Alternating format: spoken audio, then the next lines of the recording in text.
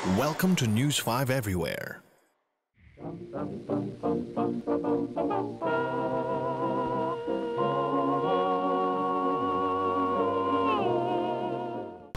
Tatlong pangunahing pangangailangan ng tao. Pagkain, damit, tirahan. Ang tanong ngayon, paano pag ang tahanan mo ay giniba?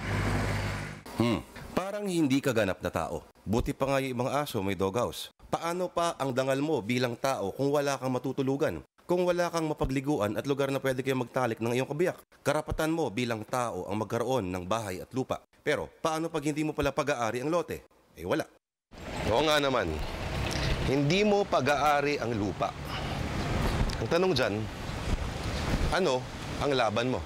Bato? Bote? Tae? Wala. Kaya nga ang mga sunod-sunod na demolisyon ay hindi nagbibigay ng magandang imahe sa Administrasyong Aquino. Kala ko ba kami ang boss mo? Meron bang boss na tumatay at naliligo sa kali? Meron bang boss na natutulog sa bangketa? Eto, mukha ba tong boss? At sila, at sila, at siya. Ay nako, napakatagal ng problema. Lupa, tahanan, since time immemorial. Pero ang tanong, bakit ba hirap na hirap itong tugunan? Sa isang demokrasya na ang lahat ay may karapatan sa pribadong pag-aari, ito ay isang komplikadong issue. Pero basic na basic ang pabahay na dapat talagang tugunan ng gobyerno. 21% daw ng mga nakatira sa Kalakhang, Maynila ay mga squatters. Saan naman galing yung figurang yon? Hindi solusyon ang sunod-sunod na demolisyon sa problema ng informal settlers. Kahit anong gawin mo, may susulpot at susulpot pa rin. Hanggang may mga lalawigan na salat pa rin ang pinanggagalingan ng kabuhayan, magsisiksikan at magsisiksikan ang mga tao sa syudad.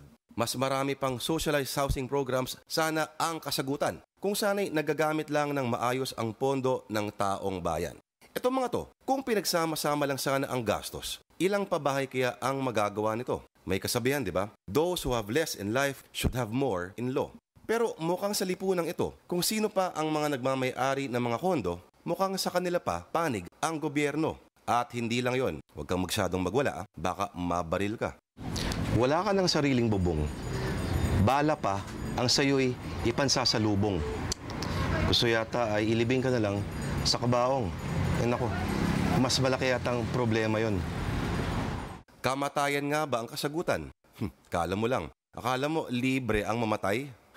Para ka na ring bumili ng bahay. Be sure to come back. News 5 Everywhere. Copyright 2013.